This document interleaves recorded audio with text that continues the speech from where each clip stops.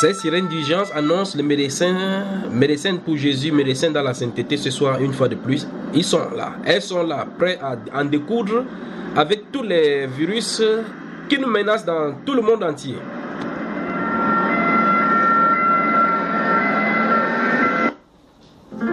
I am the God that healeth thee.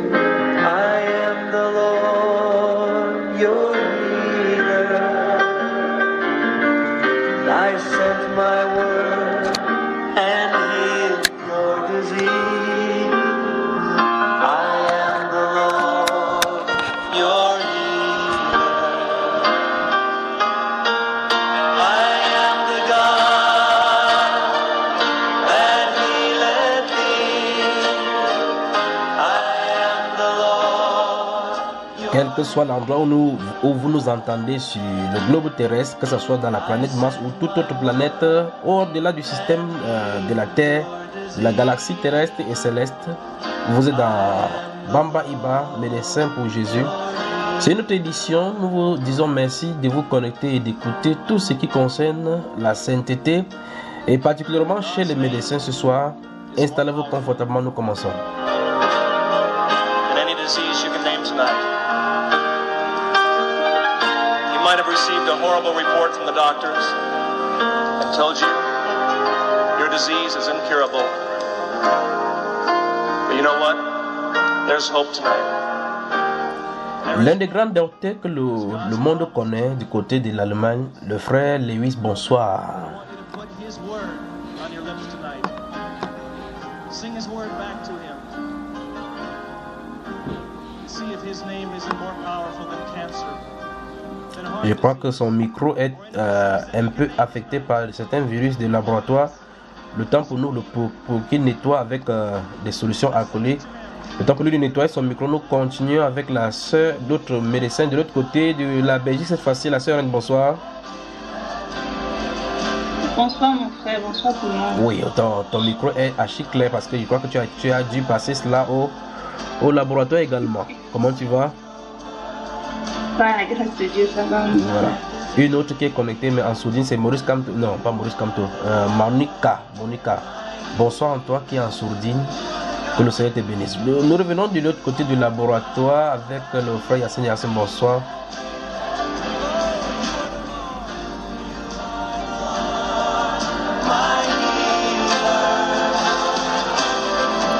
Vous voyez effectivement que malgré sa blouse, avec les effets qu'il a sur lui, vous voyez que son micro ne parle pas sur lui.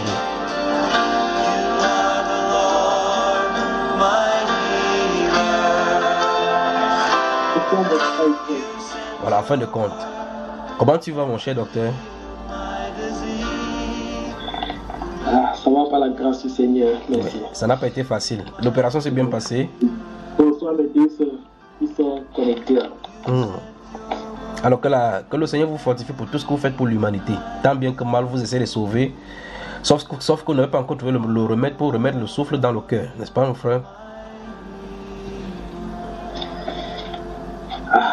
Pas encore. Voilà, pas encore, puisque les scientifiques disent que c'est le dernier médicament qu'on va trouver là-bas, le médicament contre la mort. Nous espérons qu'ils le trouveront. Tu penses qu'avec le niveau de recherche que nous avons maintenant, le niveau de prouesse, est-ce qu'on parviendra à trouver un jour le remède contre la mort? Bon, la question c'est généralement de savoir ce que les médecins entendent par la mort. Oui. Mais bon, nous sommes un peu, ce sera difficile. Ce sera très difficile de trouver un médicament contre la mort. Très difficile. Oui. Et je crois que c'est difficile à temps vers impossible. Je crois que les médecins disent qu'avec la prouesse des découvertes qui ont été faites ces dernières années, il n'y a rien qui sera impossible à l'homme. Non, attendons voir. Let's wait and see.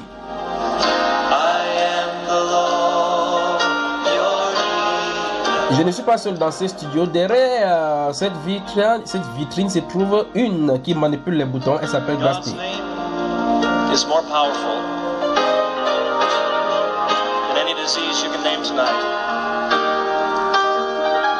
You might have have received a horrible report from the Vous nous doctors. écoutez sur quelques supports que ce soit sur Bamba Iba où on vous a remis ces supports, où vous avez eu ces liens par téléchargement ou bien sur quelques supports. Souvenez-vous qu'il y a d'autres enseignements en stock pour vous gratuitement que vous pourrez avoir sur YouTube, sur la chaîne YouTube Bamba Iba ou bien sur la radio du côté des Grace Radio du côté du Canada qui diffuse 24 heures sur 24. Vous pouvez y connecter, télécharger gratuitement et distribuer également gratuitement.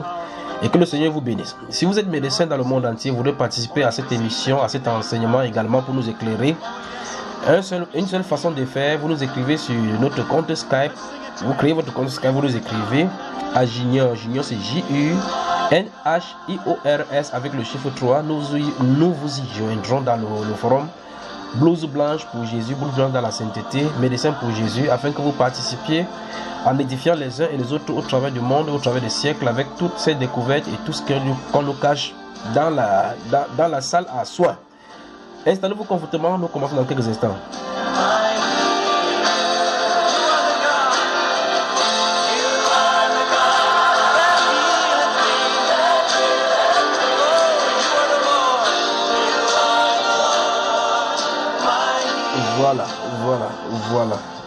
Voilà.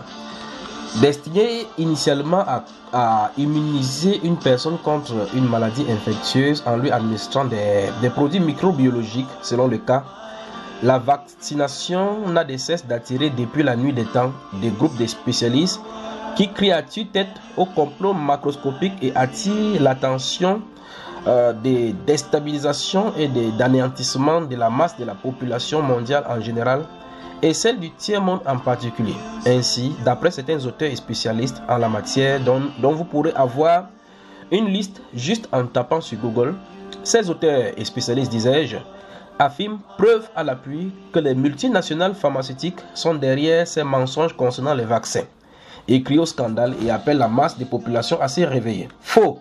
Rétorque le camp adverse qui soutient Mobicus être des bienfaiteurs désireux de sauver l'humanité des différentes catastrophes pandémiques et endémiques,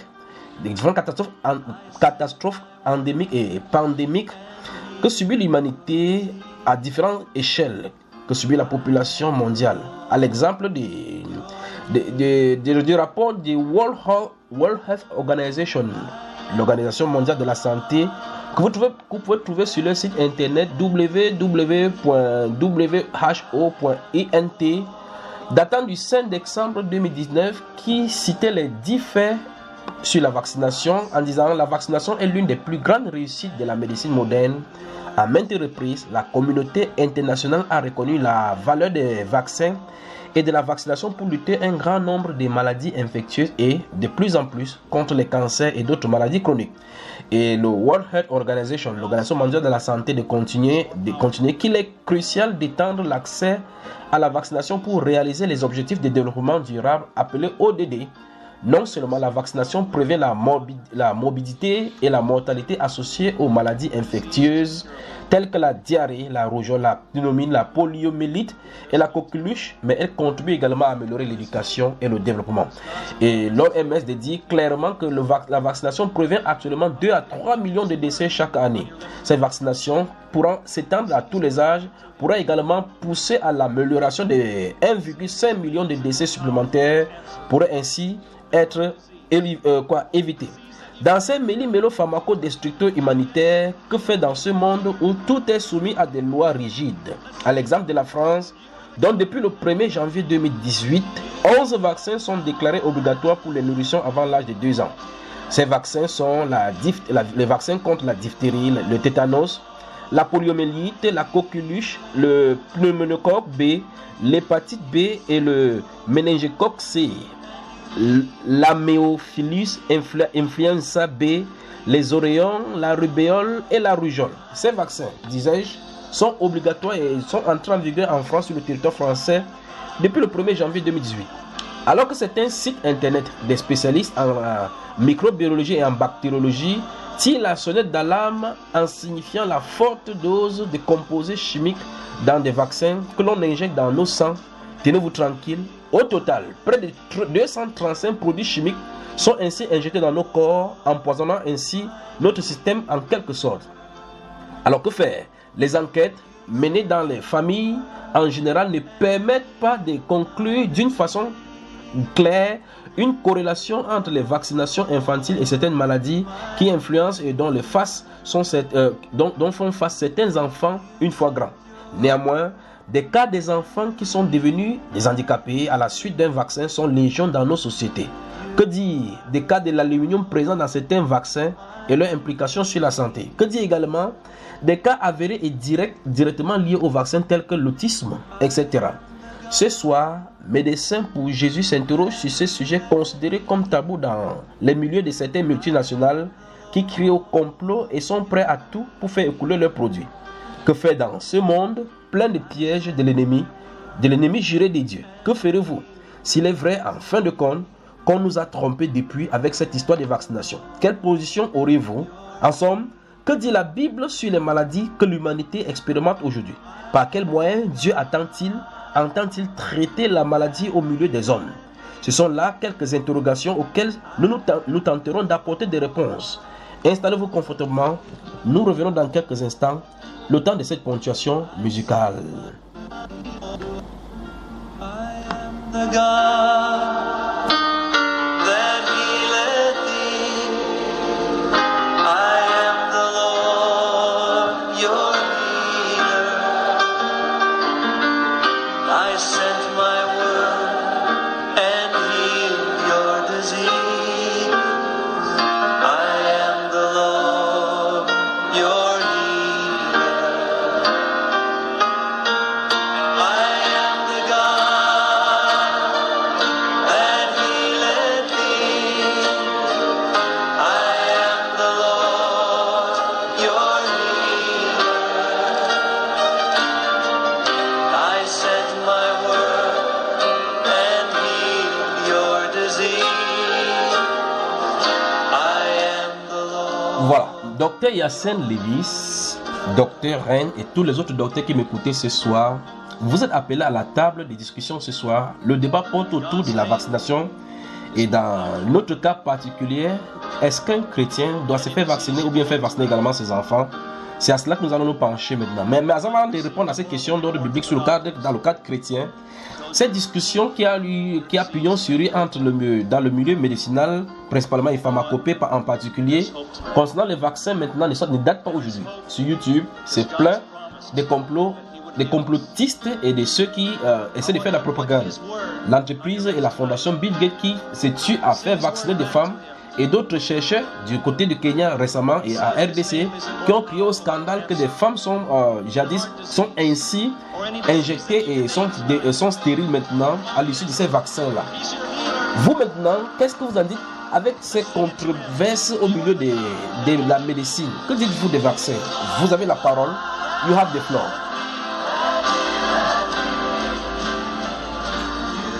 Première question. Des spécialistes disent que dans les vaccins se trouvent près de 235 produits chimiques. Et c'est ça que vous, les médecins, vous injectez dans les nourrissons pour les détruire à petit feu. Qu'est-ce que vous entendez dans cette affirmation? Qui prend la parole ce soir?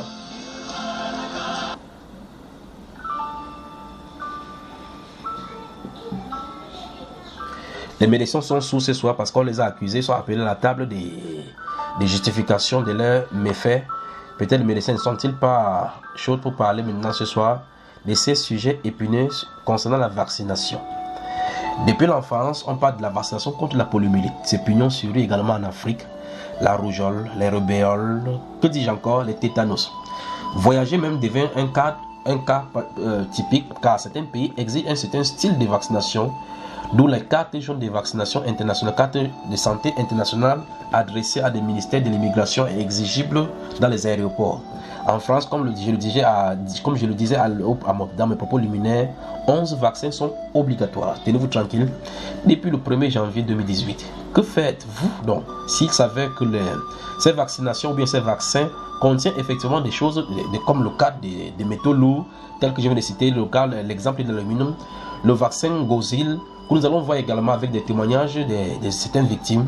Que ferez-vous donc au sujet des vaccins s'il s'avérait et démontrer clairement, après votre propre recherche, que ces choses sont des poisons pour vos enfants et pour vous?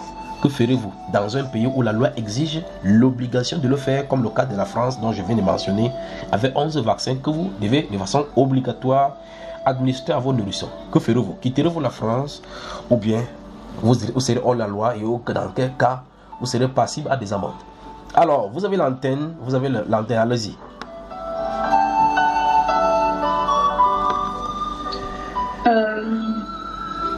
Est-ce que déjà le sujet est intéressant pour que nous examinions cela, ma chère? Bien sûr, le sujet est toujours intéressant parce que, en tant qu'enfant de Dieu, on devrait savoir un peu ce que la parole en dit sur toutes ces choses. Et justement, c'est pour ça qu'on en parle ce soir, pour ça, pour que les frères et sœurs puissent en être édifiés. Oui. Et que nous-mêmes nous en soyons édifiés. Et concernant ta question, comme tu as dit, comme tu as défini, à l'entrée ici, le vaccin, c'est injecter dans le corps l'agent, un virus ou une bactérie, sous forme inoffensive, en stimulant la réponse immunitaire, étant donné que le système immunitaire a ce qu'on appelle une forme de mémoire. Quand on injecte, ça veut dire qu'on donne des vaccins en titre préventif, dans le sens où si, il y a aussi des vaccins, aujourd'hui, ils sont en train de chercher à développer des vaccins pour des thérapies, proprement dit. Mais là, on va rester dans je vais parler un peu dans le titre préventif, dans le sens où on injecte ces vaccins pour que par la suite, si l'organisme est en contact avec ces germes-là, que cette mémoire-là puisse se souvenir, en fait, c'est ça pour ça, la mémoire, se souvenir que voilà, il a déjà été en contact avec ça, et pour que l'organisme puisse facilement réagir pour pouvoir se défendre par la suite. Et donc, oui, les adjuvants dans les vaccins, il y a des adjuvants dans le sens où il y a différents types d'agents qu'on injecte dans l'organisme. Donc il y a ceux qui sont inactivés, ça veut dire que on enlève, je veux dire, terre à terre, ça veut dire c'est des germes inoffensifs en fait qu'on injecte dans l'organisme, donc ils sont inactivés. Par contre, il y a ceux qui sont atténués, donc on injecte des toxines qui sont plutôt atténuées, donc, à forme, comment dire ça, dans une forme latente. Voilà, c'est ça. Et en général, ces adjuvants-là, on les retrouve beaucoup plus dans les vaccins qui sont de forme inactivée, pour pouvoir permettre au système immunitaire de pouvoir réagir en fait quand ils ont contracté en fait la pathologie ou bien le virus, le virus ou la bactérie par la suite, quoi. Et donc oui, et ce qui est, comme tu l'as dit ici, disons en général, on va trouver beaucoup de l'aluminium, en fait aussi l'aluminium qui est l'adjuvant le plus utilisé dans tous ces vaccins-là. Donc voilà, effectivement, dans les vaccins, il y a des adjuvants. Oui. Ouais. Tout à l'heure, nous allons voir un extrait à un spécialiste. Vous pouvez regarder également sur YouTube. Nous allons demander si ces adjuvants, justement là, à l'occurrence, le cas de l'alumine, on va les interroger, on va voir l'extrait et les réponses pour voir si c'est dangereux effectivement à l'issue lorsqu'on inocule cela dans le corps humain. Alors, ma soeur, il reste avec toi. Est-ce que le système immunitaire de l'homme, de façon conçue par Dieu, n'est-il pas capable d'interagir et réagir contre tout genre d'attaques à l'extérieur? A priori, avec du recul, en regardant, en étant enfant de Dieu, on comprend que Dieu a fait tout de manière parfaite, parce que rien ne soit modifié. Donc, en soi, le système immunitaire qui a été fait par Dieu peut réagir à ces virus ou à ces bactéries de manière naturelle. Voilà qui est dit. Est-ce que l'autre docteur a quelque chose à rajouter avant qu'on commence? Je crois que cette série que nous allons commencer va nous faire balayer 2 ou 3 épisodes pour pouvoir bien y entrer, parce qu'en fin de compte, il faut qu'on examine également ce que la Bible en dit. Nous parlerons donc dans l'épisode traitant de ces cas, c'est dans la Bible, nous examinerons dans quelques cas de maladies dans les Saintes Écritures, ce que Dieu en a dit au courant du temps et comment il a résolu cela, et puis on va tirer des conclusions maintenant avec notre époque par rapport aux promesses de l'heure. Pour le moment, nous sommes en train d'entrer petit à petit dans l'eau profonde de la vaccination. Alors, je vais du côté de Frère Yacine. Qu'as-tu maintenant par rapport au vaccin proprement dit, mon cher?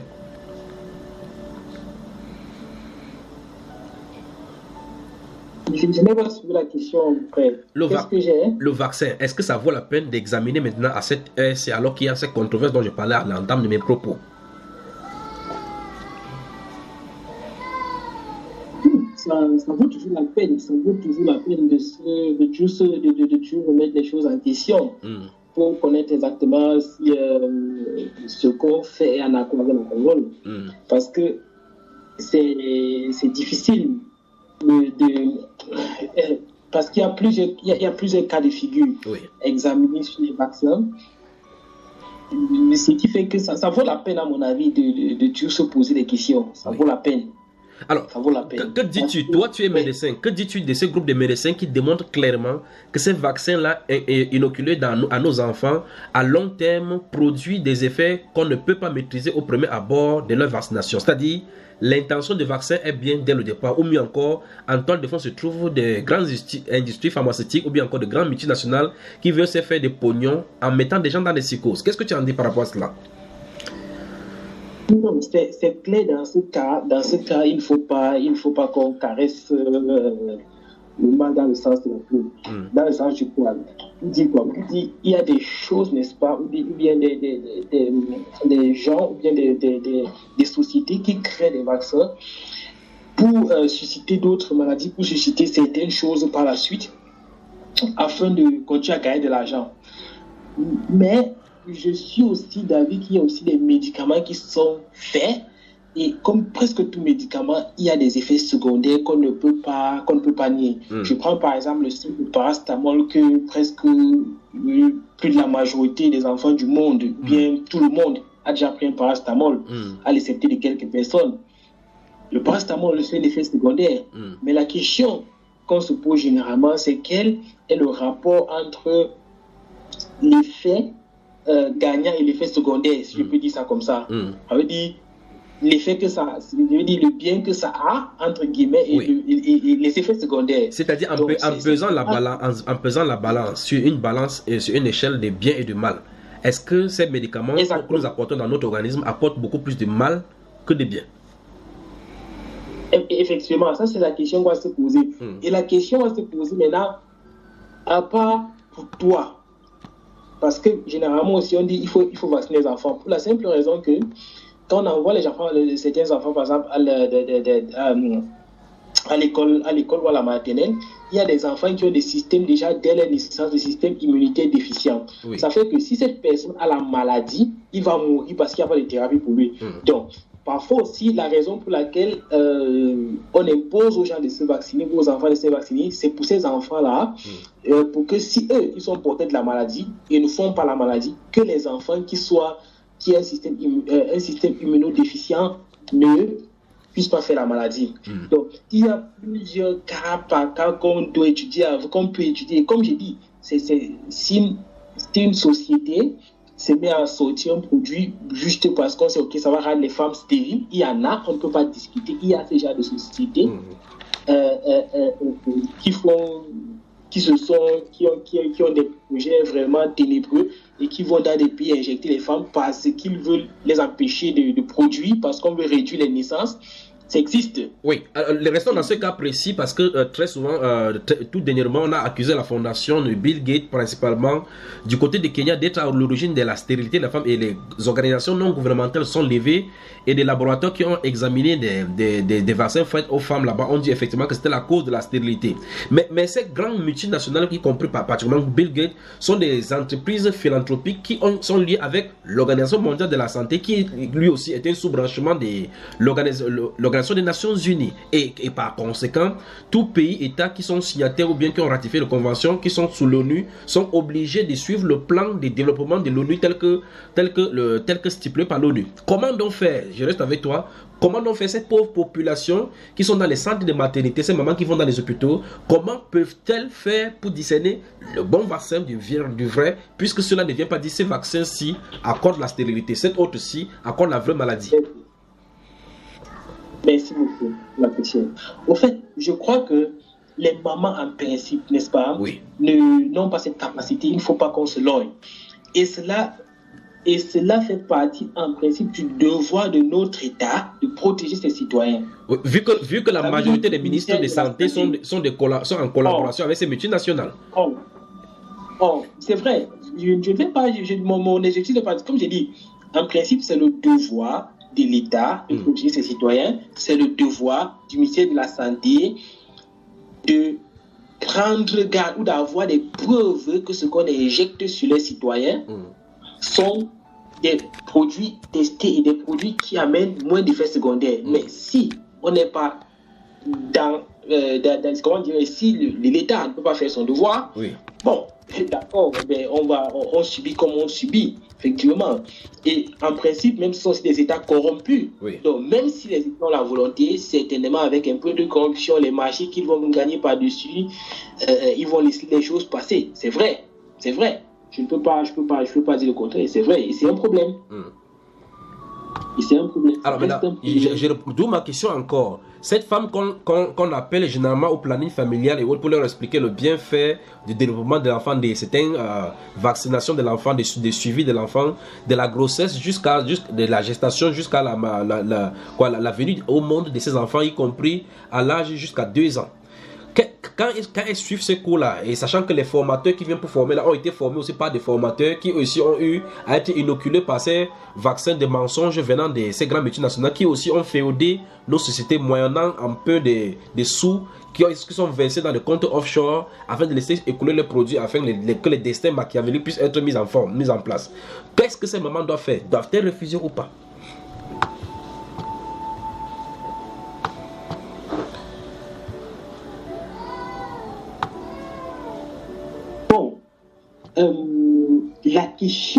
La réponse est claire, à mon avis. Oui. Si une maman, n'est-ce pas, pour protéger son enfant, ou comme beaucoup de mamans se protègent leur maman, je crois qu'elle devrait refuser. Elle devrait refuser. Oui. La question fondamentale, c'est maintenant que est-ce qu'elle est capable de refuser et s'appuyer sur le Seigneur? Si oui, gloire à Dieu. Voilà. Parce que, au fait, c'est un peu comme cette personne est laissée à elle-même. Oui. Cette personne est laissée à elle-même, au fait. Oui. Il n'y a ni l'État qui la protège, donc elle est laissée à ces sociétés, à ces grandes sociétés, à ces multinationales, entre les mains de ces personnes. Voilà. Mais si l'État doit contrôler, ça veut dire qu'au fait, il n'y a même pas de choix que de s'abandonner au Seigneur, parce que à part ça, qu'est-ce que tu vas faire? Si tu sais que c'est un produit qu'on a injecté à quelqu'un qui n'a pas fonctionné, et moi-même, j'ai déjà des personnes au Cameroun, à Bamenda, précisément, qui m'avaient contacté, m'avaient fait part de ces choses. On l'a même forcé, en fait, c'est une société européenne qui est arrivée à Bamenda, il l'a engagé. Et on l'a engagé maintenant, elle devait donc, comment dirais-je, proposer ses produits. Ça veut dire c'est contraceptif à des femmes. Oui. Et elle m'avait contacté, elle m'a dit qu'elle a refusé et on a voulu la renvoyer, qu'elle a voulu partir, on a voulu la menacer. Pour le cas d'espèce, parce que là nous touchons du doigt des réalités. Pour le cas d'espèce de ces cas de Bamenda, dont les sociétés sont venues pour proposer à quelqu'un d'aller répercuter leur état des choses, des ténèbres qui doivent répliquer sur les gens. De quoi était-il question? Quelle était l'implication? Quelles étaient les implications sur les femmes? Au fait, comme je dis, je n'ai pas vraiment eu à bien discuter avec cette sœur-là, mais cette sœur m'avait dit effectivement que c'était un produit qu'on donnait et qui avait pour but de rendre les femmes stériles. Parlant de stérilité, mais il y a plus de détails. Oui. Et est-ce que l'État camerounais était au courant de cela? Bon, je ne lui ai pas posé la question, mais automatiquement l'État camerounais doit être absolument. Absolument, parce que la loi sur la santé ne permet pas, justement la loi concernant la santé ne permet pas à tous les produits normalement qui entrent en Afrique, enfin au Cameroun, sont régis par des lois et des réglementations. Parlant justement de la stérilité, nous allons voir, je crois que la sœur va nous lire ce qui est affiché sur mon écran. Nous voyons ici le site, un article rédigé en février 2016, le 20 février 2020 par Laurent Freeman sur le site lumière sur gaia.com. Le titre c'est « Les vaccins envoyés en Afrique sont en réalité des agents anti-fertilité pour rendre stériles les Africains ». Je crois que la sœur va liste là pour que la voix féminine puisse être mise pour essayer de fertiliser encore le cœur ce soir. Allons-y. un exercice de stérilisation de masse, déclarent des médecins kenyans qui ont trouvé un agent anti-fertilité dans le vaccin contre le tétanos. Des pays africains sont sans nul doute, depuis des décennies, des laboratoires in vivo d'expérimentation de masse, stérilisation, mutations génétiques, infections, virus, etc., qui sont dirigés par des firmes pharmaceutiques privées, par le département militaire des maladies infectieuses et qui sont financés par les Bill Gates de ce monde.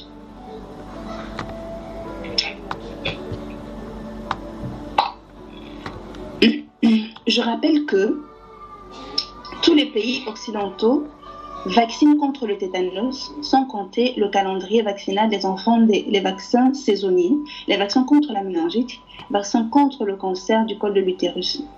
Selon un communiqué publié mardi par l'Association des médecins catholiques du Kenya, l'organisation a trouvé un antigène dans un vaccin administré à 2,3 millions de filles et de femmes qui provoquent des fausses couches. Ce vaccin est administré par l'Organisation mondiale de la santé, l'OMS et l'UNICEF. Nous avons envoyé 6 échantillons provenant de partout au Kenya à des laboratoires en Afrique du Sud. Ils ont été testés positifs pour l'antigène HCG, dit le docteur Mourane Gar du Mercy Medical Center à Nairobi au Life Sick News. Le docteur Gar, porte-parole de l'Association des médecins catholiques au Kenya, a déclaré dans un bulletin publié le 4 novembre. Il cite « Cette campagne de l'OMS n'est pas d'éradiquer le tétanos néonatal, mais c'est un exercice bien coordonné de stérilisation de masse avec un vaccin qui régule la fertilité. Cette preuve a été présentée au ministère de la Santé avant le 3e tour de vaccination, mais elle était ignorée. Voilà. Elle a été ignorée. Voilà. Je crois que là, les noms sont cités, les sources sont citées pour que ça soit on ne peut plus clair, n'est-ce pas? Toi qui as lu, on nous dit clairement, en citant les docteurs et les laboratoires qui ont fait le test. Et si pour ceux qui connaissent bien les catholiques, ils sont dotés pour le cadre scientifique de plus grands télescopes spatiaux en Arizona appelés Lucifer, qui observent dans l'univers. Donc ils sont pointilleux et en même temps dans leur système éducatif, en même temps dans les hôpitaux. Si c'est l'hôpital catholique qui dénonce et dit clairement que l'OMS a un projet d'élimination des masses et de régulation des masses de fertilité en Afrique, avec preuve à l'appui, présenté à nos gouvernements qui ont ignoré cela. Qu'est-ce que ça veut dire par rapport à nos gouvernants, ma chère? Ils sont tous corrompus. Et c'est le ministère de la Santé publique qui est payé par l'impôt de la population. Et cette même population est tuée à petit feu avec la complicité de notre propre ministère. Ça, c'est au Kenya. Eux, ils ont fait le laboratoire, ils ont fait des tests, ils ont vérifié ce qui est le test et ils ont vu que c'était incompatible et ont été la cause des fausses couches sur 2,3 millions de populations testées. Ça, c'est attirer la sonde dans la menace. Hein? Et on injecte ici, on implique ici, on appelle ici l'OMS à la barre. C'est l'OMS, l'Organisation mondiale de la santé, qui tout à l'heure s'est vanté avec ses 10 faits, les bienfaits des vaccins sur son site, comme j'ai cité le 5 décembre 2019. Ici, le Kenya les pointe du doigt que le vaccin contre le tétanos n'a pas pour but de le faire, mais pour détruire la fertilité chez les femmes. Que vous ensemble ce soit vous, médecins, n'êtes-vous pas dans l'accusation là?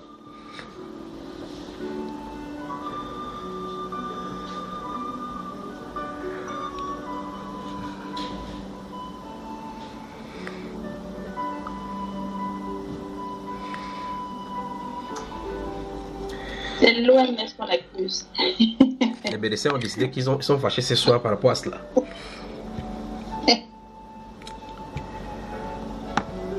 Le frère Yacine, qu'est-ce que tu réagis par rapport à cet article publié sur le site Lumière, Soegan par le 20 février 2016 concernant cet état des choses que l'OMS au travers de la fondation Bill Gates a fait au Kenya et les tests laboratoires Tests de laboratoire en Afrique du Sud et au Kenya ont conclu effectivement qu'il y avait des pathogènes, de la présence des substances provoquant des fausses couches et donc impliquant aussi la stérilité, pour pousser les Africains à ne plus avoir beaucoup d'enfants parce que nous ne ferons pas le planning familial. Alors, si on nous dit cela physiquement, de ne plus accoucher, on va dire que non, c'est le lit de pauvres qui est fertile et ils vont continuer à accoucher. Et par conséquent, il faut qu'on nous dise qu'il y a certaines maladies dont on va nous prévenir.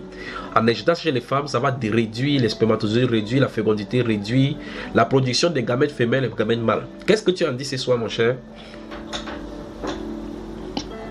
Bon, qu'est-ce que j'en dis? Vraiment, ça, ce sont des plans machiavéliques. Restons sur ce que vous venez de lire sur le site. Ta collègue lisait et tu voyais bien avec. Et on vous a cité les collègues qui ont fait le test. En lisant cela, toi, en tant que médecin, quels sont tes sentiments? En fait, d'abord, en tant qu'être humain, d'abord, je vais d'abord les larmes ici. De pouvoir voir comment les pensées de l'homme sont pleines de ténèbres. Ça veut dire que d'autres s'asseyent et décident dans la vie des autres qui ne les concernent pas et veulent gérer une terre qui ne les appartient pas. Ça fait en principe pleurer. Qu'à cela ne tienne, je crois qu'il y a un livre qui a été écrit depuis fort longtemps. Je crois que ce livre, ou bien l'auteur de ce livre, il y a plus de 60 ans, qui disait même déjà au préalable que ça ce sont des comment je veux dire, ça ce sont des choses qui ont été prévues depuis fort longtemps et qu'on est simplement en train de mettre en application maintenant. Et c'est aussi pourquoi il va falloir empêcher que l'Afrique soit un État souverain pour pouvoir décider de son futur, pour pouvoir décider de là où est-ce qu'il veut mener son peuple. Donc, ça fait mal, on ne peut pas dire le contraire, mais ça, ce sont des plans machiavéliques qui sont écrits depuis. Et ce qui est bizarre, c'est que ces choses sont écrites dans des livres. C'est juste parce que je n'ai pas le titre, mais il y a plusieurs livres qui parlent de ça. Et puis ces personnes-là, on les a toujours pris comme des menteurs, comme des gens qui sont contre la science. Et voilà ça qu'on voit aujourd'hui simplement. Et ça fait mal. Ça, c'est vraiment du. Je vais reposer la question. Satanique, quoi. Je vais reposer la question autrement. La fondation Bill Gates féode votre institut de médecins. On vous choisit. Vous allez aller au sud de au Lesotho pour inoculer certains vaccins à des personnes dans cette zone-là pour, disent-ils, protéger contre la méningite ou bien contre la poliomyélite dans cette zone-là. Tu fais partie de ces médecins-là et on a le même style de médecine avec le même complot tel qu'au Kenya. Que ferais-tu en tant que médecin? Avec une promesse des jets privés, avec les honoraires qui sont bien conséquents pour le voyage avec des temps perdus en Afrique. Tout cela dormant dans un hôtel 5 étoiles. Tu fais partie de contingent et tu seras le chef de mission. Les primes en euros par heure. Oui, bon, je crois que à l'état actuel où je suis, donc présentement devant toi, je crois que ça c'est quelque chose que je vais seulement les renvoyer dans leur, comme quelqu'un dirait, dans leur, je ne veux pas utiliser le mot dans mes yeux, dans les derrière. Parce que à quoi bon de manger l'argent de la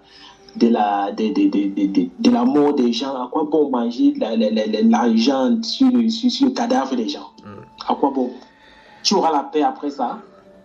Donc, en ce qui me concerne, je leur dirais qu'il y a plusieurs milliers et des millions de médecins qui essaient peut-être sur mon collègue et qui sera assis près de moi, quoi. Oui. Mais en ce qui me concerne, je crois que on te dit pour ta carrière et pour ta carrière futuriste, tu as intérêt à le faire avec un geste menaçant, très doux mais très simple et plus précis pour que tu ailles ou bien tu quittes. Oui, non, je crois que dans tous les cas, comme je suis ici, ils peuvent faire de moi ce qu'ils veulent, en fait.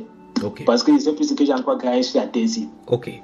Nous allons prendre un premier stop dans cet entretien. Nous allons voir répondre à la question, l'aluminium présent dans certains vaccins est-il dangereux? Je vous invite de suivre tout de suite les premières images sur YouTube. Vous pouvez également trouver ça sur YouTube. Je crois que vous avez ça déjà dans l'écran. Vous voyez mon écran, n'est-ce pas? Je crois que vous voyez. Et j'espère que vous aurez aussi également le volume. Allons-y, on écoute. Certains d'entre nous auraient-ils génétiquement plus de chances de réagir à l'aluminium des vaccins? L'hypothèse avait déjà été posée. Aujourd'hui, le professeur Romain Guérardi la renforce. En effet, son étude, révélée par le Parisien ce matin, met en avant une prédisposition génétique à développer une maladie après la vaccination, la myofascite à macrophages. Les symptômes, fatigue, douleurs musculaires, voire troubles neurologiques. Une lésion déclenchée pour certains par l'aluminium utilisé comme adjuvant, c'est-à-dire un composant qui stimule la production d'anticorps. Grâce à lui, le vaccin est plus efficace plus longtemps et il évite de multiplier les injections. Mais pour certains, cet adjuvant pourrait être remplacé. Je demande au gouvernement de faire retirer par les laboratoires l'adjuvant aluminique et de le remplacer par le phosphate de calcium, qui est un booster qui existait déjà par Pasteur à l'époque et qui a été remplacé uniquement pour des raisons financières. L'étude n'a pas pour objectif de remettre en cause le recours au vaccin, mais son auteur souhaite que les recherches soient approfondies afin de trouver des alternatives à l'aluminium. Voilà. Il est clair, d'après ce que vous venez de voir, que l'aluminium, cet adjuvant qu'on met effectivement à l'intérieur, présente des symptômes de fatigue, de douleurs, de troubles neurologiques et qui déclenche cette façon de douleurs musculaires et ces troubles neurologiques. Donc, c'est démontré, et vous entendez ce spécialiste qui a été appelé là-bas, qui demande au gouvernement clairement de trouver des alternatives en prenant par exemple des phosphates pour pouvoir remplacer à l'aluminium. Donc, par conséquent, c'est vraiment dit, les gens qui continuent à vacciner avec le vaccin avec l'adjuvant contenant de l'aluminium auront ces symptômes, on appellera des effets secondaires. Quelqu'un qui n'avait pas de troubles neurologiques pourra peut-être, avec le soleil de 50 degrés à Garoua, être zinzin, et on va dire que cette personne est devenue fou à cause des vaccins qu'il a reçus. Eux-là sont au courant que ces vaccins ont des effets secondaires néfastes sur certains organismes. Les gouvernants, et comme nous avons vu là-bas, que ça a été fait uniquement pour des raisons financières. Une fois de plus, on voit que des grandes multinationales sont derrière pour pouvoir vendre leurs produits. Qu'est-ce que vous en dites avec cette première interruption? Interruption, mes soeurs.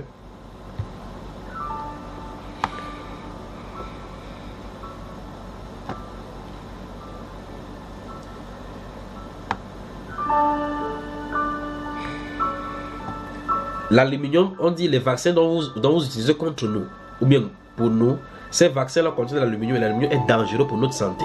On dit changer cela dans les vaccins. Docteur Ren.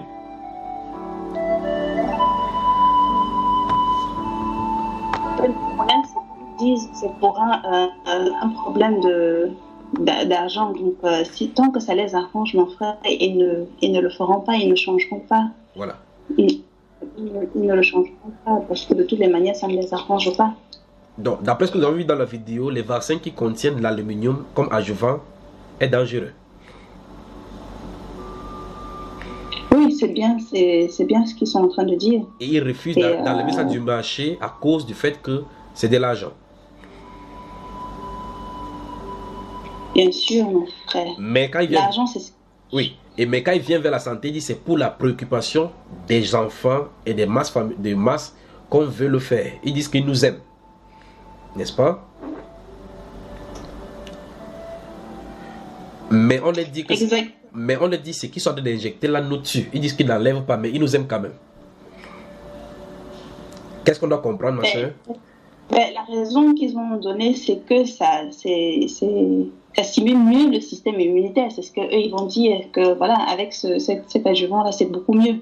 Mais en réalité, c'est pas ça le problème. Le problème, c'est tout autre chose. Et là, nous nous trouvons dans ce que le docteur Yassine disait tout à l'heure, là, que chaque fois que nous prenons un vaccin, ou bien comme il a pris l'exemple du paracétamol, il faut regarder le pour et le contre, c'est le bienfait. Et là, dans le cas de l'aluminium, nous voyons clairement que les dégâts que ça cause dans le système nerveux et le corps humain est plus néfaste que ce que c'est censé aller apporter, pas vrai, stimuler l'organisme pour réagir face à une maladie.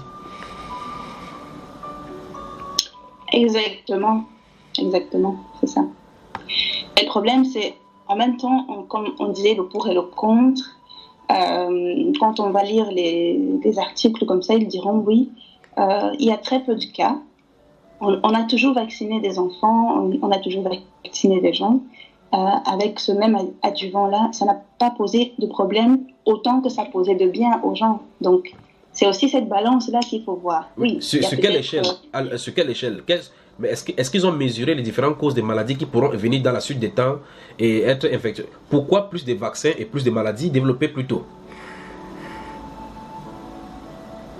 C'est clair qu'ils n'ont pas vraiment, ils n'ont pas encore évalué toutes les possibilités, parce que de toutes les manières, il faut savoir que même quand les études cliniques sont faites sur des nouveaux produits, il y a certains, pour dire la vérité, il y a certaines analyses qui sont toujours, on va dire, faussées, parce qu'on ne montre pas toujours le vrai côté de la chose. On montre ce qui, en fait, eux, ils vont montrer toujours ce qui les arrange. Et même les effets secondaires, on mettra toujours des effets secondaires bien après, parce qu'on va dire oui, sur tel nombre de cas, il n'y a pas eu. Mais il faut savoir aussi que les expérimentations, toutes les expérimentations qu'on fait dans les laboratoires, ce qu'on nous montre n'est pas toujours le résultat qui a été donné. Voilà. Parce qu'il y a plusieurs articles, il y a plusieurs documentaires même, où les scientifiques qui parlent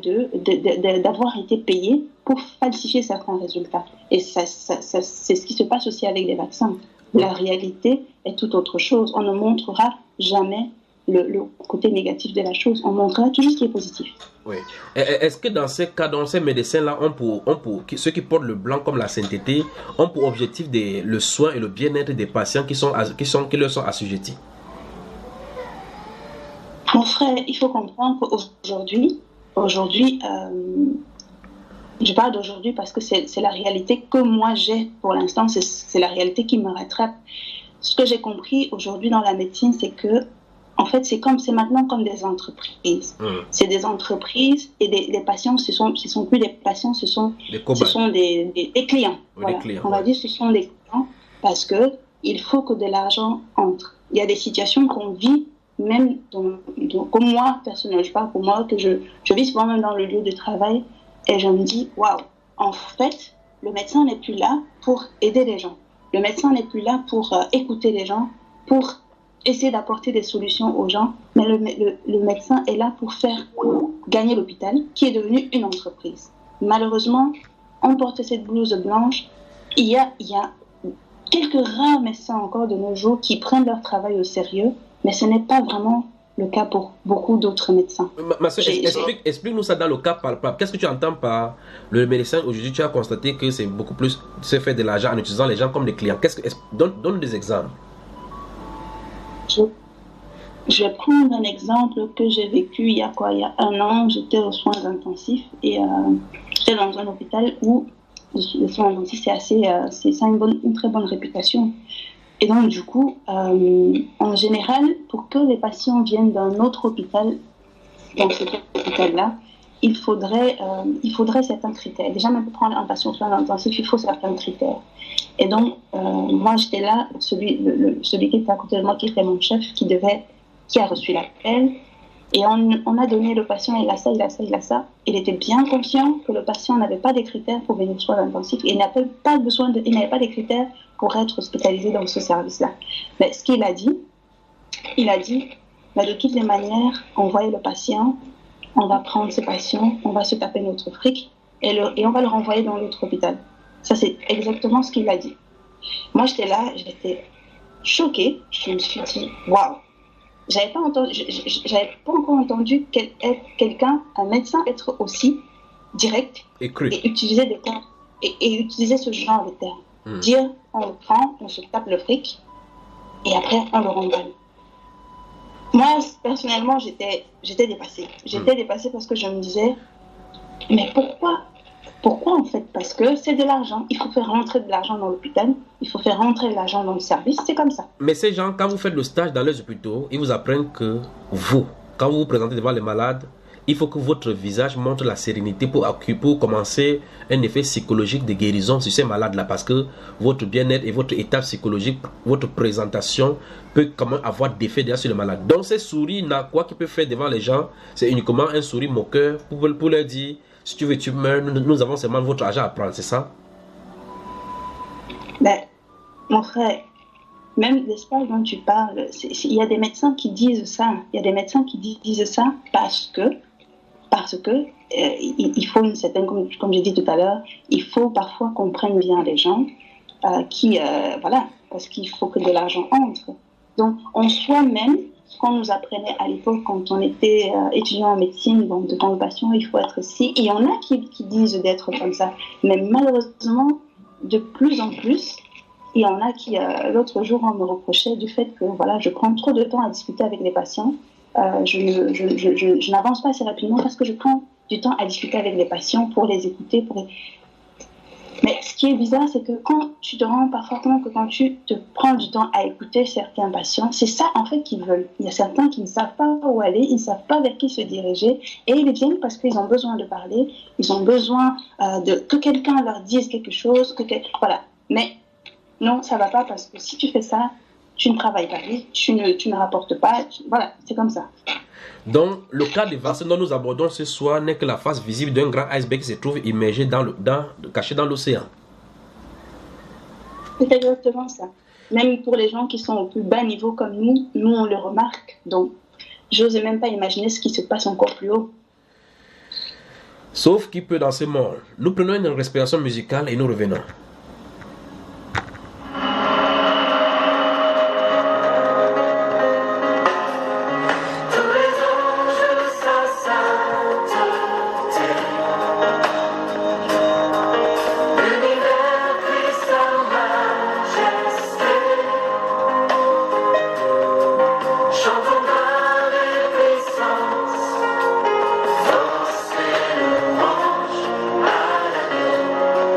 Hallelujah.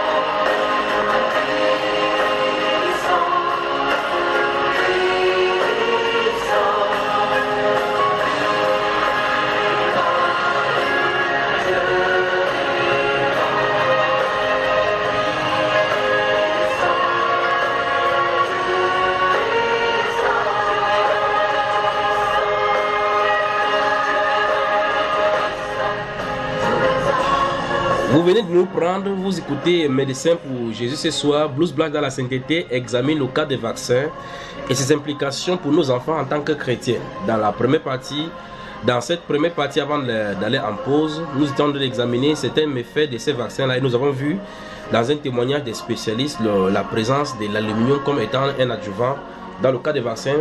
Et ces spécialistes nous ont montré clairement que c'est dangereux dans les vaccins que nous prenons en touchant à nos neurones.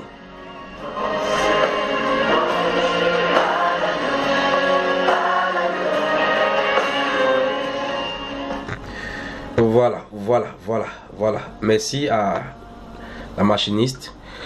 Si vous venez de nous prendre, nous verrons dans la suite de ceci. Maintenant, je vous propose que nous allions à la technique prendre le coup de gueule d'informations clairement sur YouTube. Vous pouvez taper sur votre YouTube vaccin, le coup de gueule d'information. Vous allez avoir cet extrait-ci. Il n'a pas fait dans la dentelle. Écoutez.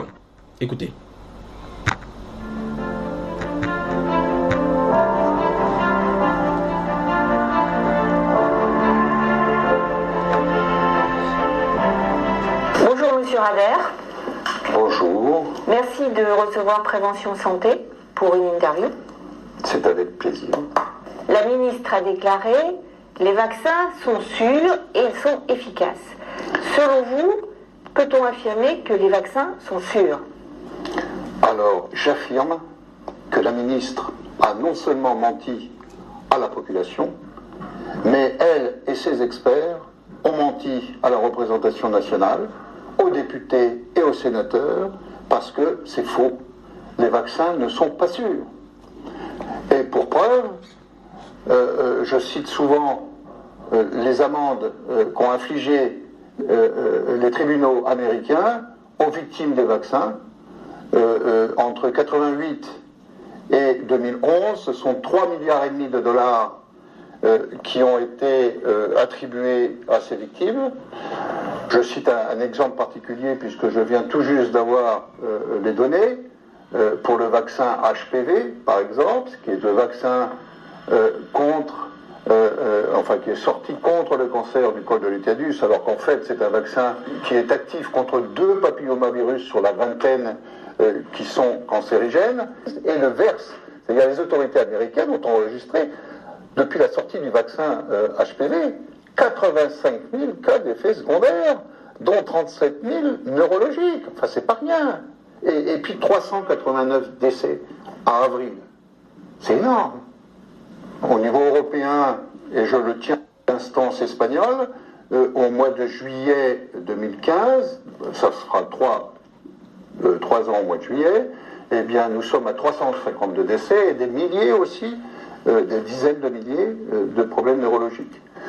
En Italie, depuis ce fameux rapport que m'a adressé la Direction régionale de la santé de Vénétie, le rapport qui a été publié en juillet 2015 sur l'année 2014, où les vaccins représentent la 2e cause d'effets secondaires des médicaments, après les médicaments anticancéreux.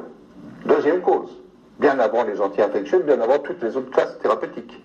Avec, et c'est certifié par les autorités judiciaires italiennes, 8773 cas référencés par les autorités, en sachant qu'il y a bien sûr une sous-notification des effets. Il est d'usage de retenir comme données en France, on cite entre 1 et 10% des effets constatés qui sont recensés à la NSM. Encore aujourd'hui, 2 mères de famille d'autistes. L'agence de sécurité du médicament. L'agence de sécurité du médicament. Et ces mères de famille me disent qu'elles n'ont pas, leur cas d'autisme régressif suite à des vaccins n'ont pas été déclarés aux autorités. Et je cite comme ça, tous les jours on m'appelle de la France, donc des cas avec des symptômes, des conséquences, mais identiques. On retrouve les mêmes symptômes de dégâts des vaccins, de fièvre récurrente, d'enfants qui ont des comportements anormaux, etc. On retrouve tous une trentaine de symptômes identiques décrits par tous ces cas, qui sont au nombre de, on les compte par milliers. Hein. Ce sont pas là. Depuis le début de l'année, on m'a signalé 2 décès par vaccin. J'ai les certificats des hôpitaux en main. c'est marqué décédé après BCG, après vaccin tuberculose. Et puis des traitements de 2 ou 3 ans. Et puis, pour finir à Paris, à Necker, l'enfant ouvert à 4 ans et demi est décédé les jours qui ont suivi. Même chose, un autre cas au mois de décembre, d'un bébé qui était en parfaite santé, à 2 mois, vacciné avec le double vaccin Exion-Prévenard, et décédé pendant la nuit. Donc, on en a assez que les autorités nous répondent que ce sont des coïncidences. Un bébé et des cas comme ça, j'en ai des dizaines et des dizaines. D'ailleurs, nous sommes en train de les référencer à l'échelle nationale, puisque les autorités ne font pas leur boulot, et bien on va le faire à leur place. Donc on va faire un registre de tous ces cas, parce que là, ce ne sont pas des coïncidences. Qui mieux que les parents, et non pas ces chers médecins qui se débinent à la première alerte et tout parce qu'ils ne veulent pas le reconnaître, d'autant plus qu'ils sont aussi protégés par les autorités. Donc il faut, aujourd'hui, on ne peut plus continuer dans cette omerta généralisée, ignorer les effets de ces vaccins. Les maladies chez l'enfant explosent, les cancers explosent, les cas d'autisme explosent, les asthmes explosent. Alors je ne dis pas qu'il n'y a que les vaccins, c'est probablement multifactoriel, mais... Voilà, je crois que ça c'est véritablement un coup de gueule, pas vrai? Réaction. J'en ai la chair des poules, je vous le dis.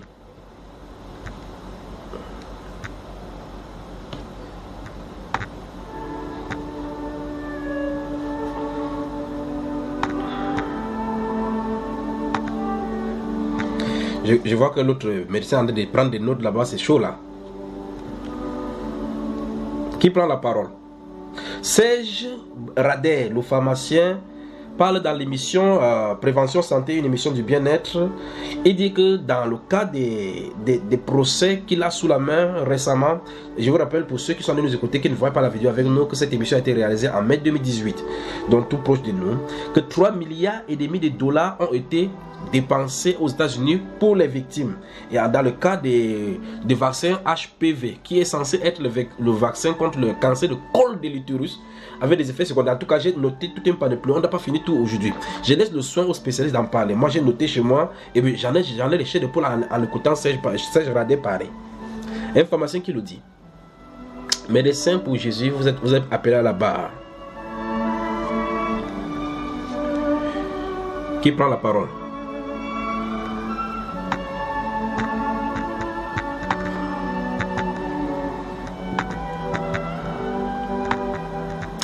Un autre médecin qui nous a joint maintenant, c'est Cyril qui nous a joint.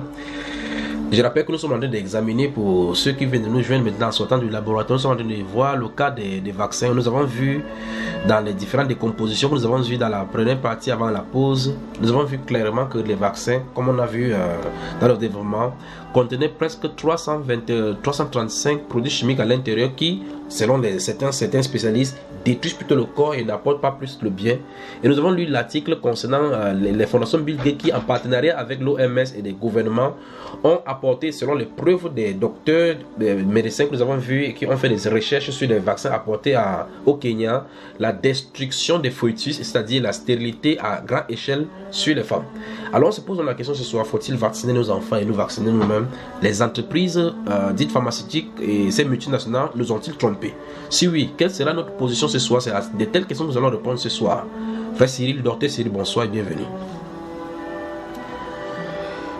Oui, bonsoir à tous, bonsoir. Je suis là depuis un bon bout là, quoi. J'ai écouté un peu la fin de la première partie. Ouais. As-tu écouté, je te prends à chaud là, as-tu écouté ce que Serge Radet a dit, ce pharmacien? Il commence par dire la ministre a menti aux députés, menti à tout le Congrès. Oui, j'ai écouté. Bon, qu'est-ce qu'on m'a dit? Qu'est-ce qu'on m'a dit qui n'a pas été dit? En fait, tout ça tourne autour du même sujet, hein, parce qu'on a beau monter des sens sur le même sujet. Ma soeur disait tout à l'heure qu'elle était surprise qu'il y a 1 an, quelqu'un parle d'un patient en termes de pécunier. Donc, en fait, il s'agit de quoi? Parce que, de toute évidence, c'est toujours la même chose, conflit d'intérêt. C'est le conflit d'intérêt. Parce que, on s'est posé la question, il faut qu'on laisse nos enfants vacciner, oui ou non. Ils ont déjà créé des systèmes pour obliger la vaccination. Pas plus tard qu'il y a quelques jours, par exemple, je veux inscrire ma fille à la crèche. On me demandait la fiche avec toute la liste de vaccinations. Qui doit être à jour, dûment signé par le pédiatre. Ça veut dire que quoi? Ça veut dire que si ta fille n'est pas à jour à ce qui concerne le vaccin, elle n'est pas reçue. Oui. Ça veut dire qu'elle ne peut pas fréquenter. Oui. Ça veut dire qu'en fait, tout ça, c'est-à-dire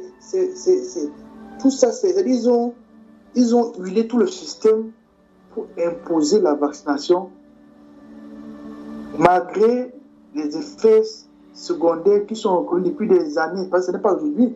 Okay. Il y a plusieurs immunologues, plusieurs pharmacologues, plusieurs éminents médecins qui sont spécialistes dans les vaccins, qui ont déjà remis en question l'importance des vaccins. Du moins, le pour le contre entre nuisance et bénéfique. C'est des années. Mais qu'est-ce qu'on veut? Ce soit vous, qu'est-ce que vous constatez, toi particulièrement? Qu'est-ce que tu constates? Qu'est-ce que tu conseilles à celui qui m'écoute et celui qui nous écoute maintenant? Je ne constate rien. Pour moi, c'est du déjà vu. Le cas du monsieur qui parlait de l'aluminium dans les vaccins, en fait, dans le machin, l'interview qu'on voyait, ils disent que l'aluminium, c'est un adjuvant qui crée une forme de potentialisation de la portée des mémoires, mémoire des anticorps. Or, ils savent bien que l'aluminium, même si ce n'est pas un métal lourd, est nocif. On a vu les problèmes neurologiques et consorts neuromusculaires. Oui. Mais peut-on négliger ces effets secondaires? Peut-on négliger ces effets secondaires de l'aluminium sur l'organisme? On ne peut pas négliger. On ne peut pas négliger. Parce que même si c'est seulement un cas. Oui. Parce qu'eux, ils font comme des statistiques, ils disent, bon, il y a 36 000 cas. Même si c'est seulement une personne dont l'existence est compromise ou bien la croissance est compromise, c'est déjà beaucoup. Oui. Oui, ce ne sont pas des vies, ce n'est pas les chèvres ou bien les vaches. Oui. Donc, pour moi, c'est la mafia. Oui. Il en a des vaccins comme des médicaments et des consorts. C'est la même chose. Oui. Oh. Alors, je reste avec toi, mon cher docteur, dans l'interview de Serge Radel, ce pharmacien. Il dit qu'aux États-Unis, les dommages et intérêts suite au procès des personnes qui ont été victimes de ces vaccins-là remontent pour le cas récent à 3,5 milliards de dollars qu'on a répartis aux différentes victimes. Et il parle des HPV, du vaccin HPV qui est le vaccin contre le cancer du col de l'utérus. Une femme va une femme va pour se faire vacciner contre le col de l'utérus, elle va y porter plutôt des cancers dans le corps. Et il donne la statistique des 85 000 cas de cancérigènes, 35 000 cas de neurologie et 389 décès. Et je le cite, ce n'est pas rien.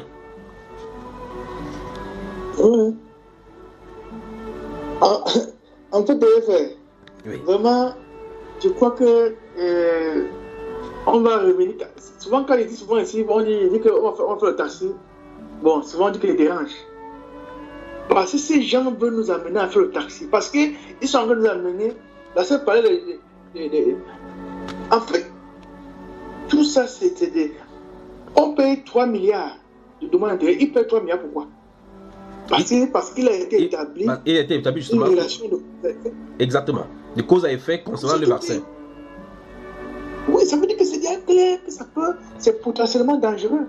On a besoin de faire une étude puisqu'il y a 3 milliards qui sont sortis. Restons donc sur ces cas principalement. C'est ces mêmes vaccins donc, qui sont transportés dans les pays du tiers-monde qui n'ont pas justement des matières à régulation ou bien de contrôle sur ces vaccins-là. Les États-Unis ont leur laboratoire sophistiqué et les systèmes de contrôle assez poussés pour pouvoir le faire. Que dit donc pour ceux qui sont en Afrique et qui reçoivent tous ces vaccins-là et qui considèrent comme étant des dons des humanistes? Mais est-ce qu'ils ne savent pas? La question c'est que si les gouvernants en Afrique ne savaient pas que ce sont excusez-moi l'expression, de la poubelle qu'on envoie, on dirait que bon, peut-être qu'ils sont pas informés. Mais ils le savent.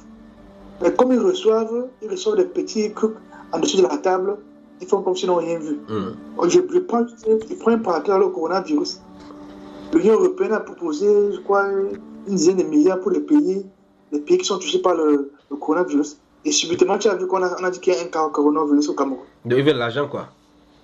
Voilà. Tu sais, bon, je ne dis pas qu'il n'y a pas le cas, hein. Moi, je ne dis pas là. Mais tu vois, subitement, dès que l'argent est sorti, maintenant, il y a un cas coronavirus. Donc, tu vois que ça tourne toujours autour de la même chose. Le biais, là, avec la tête de quelqu'un. Oui. Le biais. Oui. Serge Radeux dit que les cas de mortalité infantile et les cas de maladies, les symptômes ont explosé littéralement. Il dit il y a le cas d'un enfant sous la main qui est né, après la vaccination, l'enfant était bien portant. Après les 2 vaccins inoculés, l'enfant est décédé. Bien sûr, bien sûr. Il y a de nombreux cas. C'est récurrent. Le problème, c'est que, tu sais, la sœur m'a dit tout. Il y a des gens qui sont payés, des gens soi-disant des experts. Il y a des gens qui ont une supposée expertise, que Dieu sait où ils ont pris l'expertise, et qui représentent la personne morale, je ne sais pas moi, des sociétés savantes, des immunologies consorts. Et lorsqu'ils disent tout le monde suit. S'il dit que le vaccin est bon, même si on relève certaines insuffisances, on va dire que non, laisse pas parler. Laisse pas parler. Et c'est ce genre que les ministères de santé dans les pays consultent, après que les industries pharmaceutiques consultent, nous envoient quelques pièces, quelques billets en dessous de la table, ils viennent dire ce qu'on leur demande de dire. Donc ils sont que experts pour leur vendre, pour leur pas vendre. Avec les conséquences que ça a sur les enfants qui deviennent zinzins, qui ont des problèmes neurologiques, des problèmes de croissance, qui deviennent des maladies accessoires et consorts. Oui. Que faisons-nous donc dans ce cas de notre sermon, de votre sermon que vous faites en tant que médecin? Vous appelez ça sermon de quoi? C'est la seule qui m'a dit ça, moi, je ne connais pas moi. Il a même fait le sermon là. Le sermon, quel est le sermon que vous faites? Sermon de... Je ne connais même pas, frère. Sermon de quoi, ma soeur? Hypocrite. Écoutez même le mot, le mot rime avec hypocrite, n'est-ce pas? Donc, le serment d'hypocrime ou bien d'hypocrite se rime avec hypocrite, n'est-ce pas? Donc, les médecins font le serment qui seront hypocrites. Allons du côté des Finistères, cette fois-ci, du côté des techniques. J'invite Grace Chavda à nous distiller ce témoignage d'une victime dans le Finistère concernant le vaccin Gardasil. Après, nous reviendrons. Je crois que dans cet extrait, nous allons voir ce que c'est que le vaccin Gardasil et ce que cette victime des Finistère offre en France à eux. Donc, prenons un extrait et on y revient maintenant.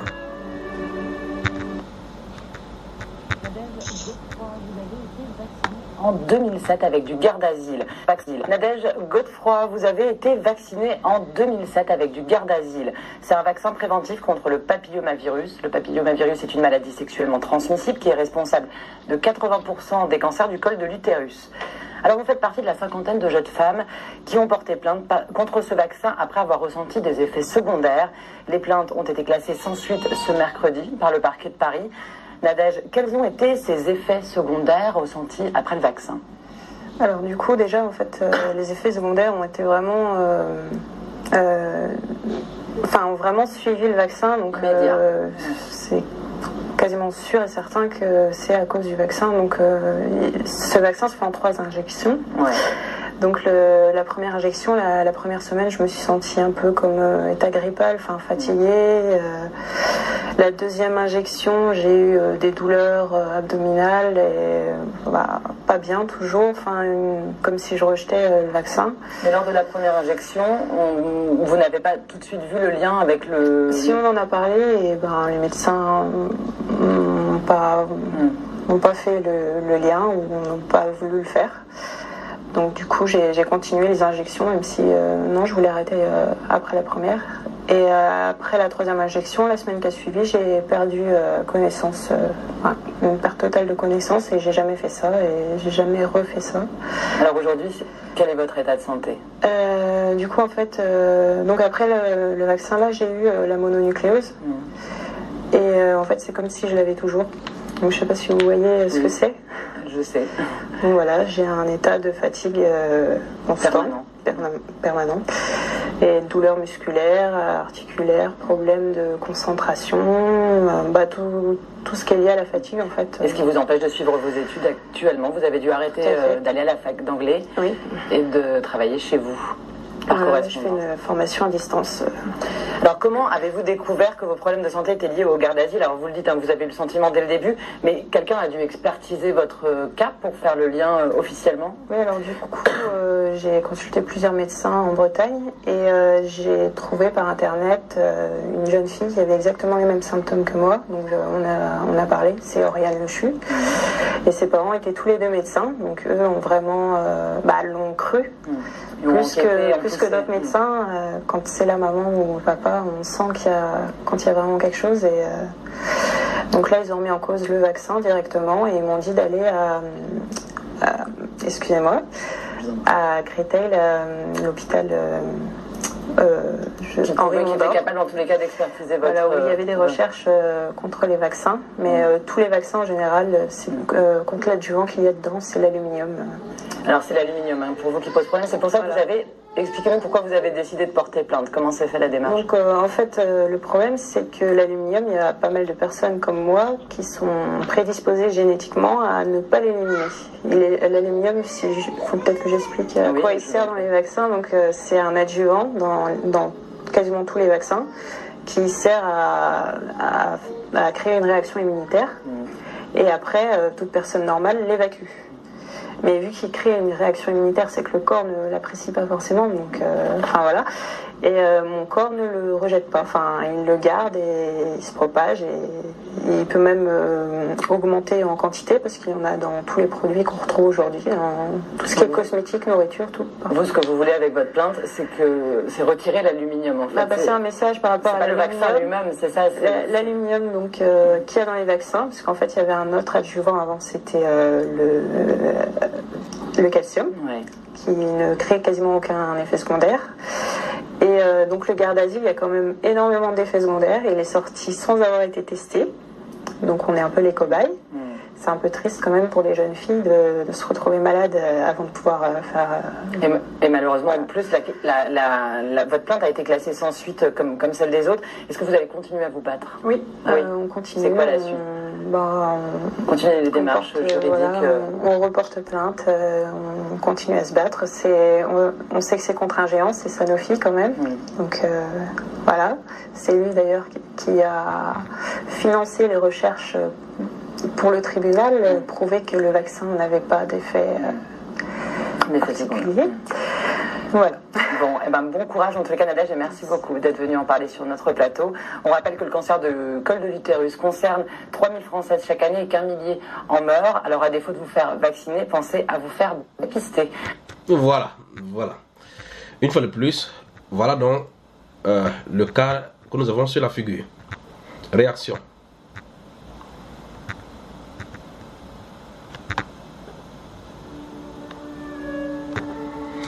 Voici une jeune femme qui a le cancer du col de l'utérus pour aller se faire vacciner. Elle ressort avec les maladies. Elle commence à faire, vous voyez comment elle fait, elle dandine devant votre écran. Qu'est-ce que vous en dites? Qu'est-ce que vous en semble? J'ai pris des notes comme vous, tout comme vous. J'étais à l'école de la médecine ce soir, devant votre écran, et c'est plein là, c'est plein.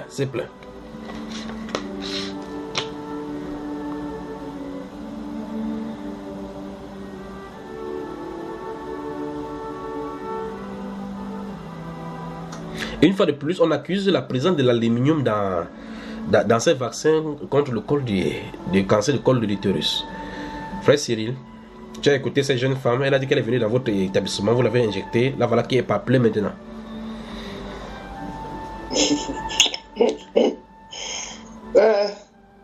Mais elle-même a dit non. Avant, il y avait le phosphore de calcium qui servait d'adjuvant, ils ont retiré. Soit disant parce que l'aluminium faisait une réaction immunitaire plus grande, ce qui diminue. Parce qu'en principe, il y a des vaccins qu'on doit renouveler, soit après 10 ans, soit on fait une forme de dosage sur 2-3 prises avant de faire le renouvellement quelques années. Bon, justement, l'aluminium aurait permis qu'on réduise ce temps-là. Donc, en fait, on revient sur quoi? C'est une affaire d'un cap. L'argent. Évidemment, c'est trop avec le mononucléose. Oui, maintenant, elle a un mononucléose pour nos concentrations, pour nos musculaires, pour nos articulations. Tu vois, elle perd même un peu le fil de ses idées. Elle arrête ses études. C'est-à-dire que c'est clair que c'est une conséquence de ce vaccin. Malgré les preuves établies par des spécialistes et par des gens indépendants, les juges là-bas classent le dossier sans suite. Le juge ne peut rien faire. Qu'est-ce qu'un juge peut faire devant une industrie pharmaceutique qui brasse des milliards de dollars? Il peut faire quoi? Il ne peut rien faire. On ne peut rien leur faire. On ne peut rien le faire. C'est dès son combat, il veut dire loi, elle se bat pour marcher, mais ça va changer quoi faire. Enfant va revenir, moi, pendant qu'il parlait de ces histoires-là, moi, il dit qu'on va revenir au temps où vraiment le Seigneur doit vraiment verser lui sur son église, parce qu'il faut que la guérison pleuve dans le corps de Christ. Justement, parlant de cela, nous verrons ça dans la partie où nous traiterons des cas de maladies bibliques et comment la Bible, comme je l'ai dit à l'entame de mes propos, comment Dieu voudrait que la maladie soit vue. Alors aujourd'hui qu'on a troqué la médecine moderne à la divinité au point où tout le monde s'est vu uniquement à l'hôpital, se tourne à l'hôpital uniquement pour la guérison. Nous verrons des fois en comble par rapport à la vaccination spirituelle telle que Dieu avait prévu dans les Saintes Écritures. Nous allons le voir dans l'autre partie. Je crois que le docteur Yassine nous a trouvé, avant de prendre le docteur Yassine, docteur Ren, tu as vu la réaction de ta soeur qui parlait sur les antennes de lors de cette interview. Quels sont tes sentiments? Quelle est ta réaction? Vaccinée au Gardasil contre le cas de l'utérus, elle se retrouve infestée de maladies suite à l'aluminium là-bas. Mon frère, c'est la même chose, hein. C'est ce qu'on dit tout à l'heure, on redit la même chose. C'est juste que c'est triste. Et effectivement, comme elle a dit, ça c'est un vaccin qui n'a pas vraiment été testé, il n'y a pas vraiment beaucoup d'études sur ça. Mais bon, on s'est lancé dedans. Et même quand tu lis les contre-indications, on dit il faut, comme dans presque tous les médicaments qu'on injecte, on dit qu'il faut, s'il y a une hypersensibilité aux adjuvants, aux produits réactifs, qu'on n'injecte pas. Mais c'est quelque chose à laquelle on ne fait jamais attention. On écrit juste ça comme ça, et comme on ne lit pas, ou bien comme on bafoue toujours ces choses, on ne regarde pas, et comme elle a dit, elle a fait des tests génétiques qui démontrent qu'elle n'évacue pas l'aluminium. Donc, raison de plus, ce qui a causé encore la majeure partie de ces problèmes. Donc voilà, c'est des choses qu'on ne dit pas aux gens. On met les gens sur les faits, on oblige des gens à faire des choses sans toutefois expliquer et clairement ce qui se passe. De toute manière, c'est comme ça, ça se passe. Dernier et pas de moindre dans cette édition de ce soir concernant le vaccin, nous allons prendre une histoire à dormir debout. C'est le cas de le dire, le vaccin anti-tétanos. C'est avec l'humour et avec humour que vous allez suivre ces protagonistes présenter le cas de vaccin anti-tétanos. Tout de suite à la technique pour prendre cet élément.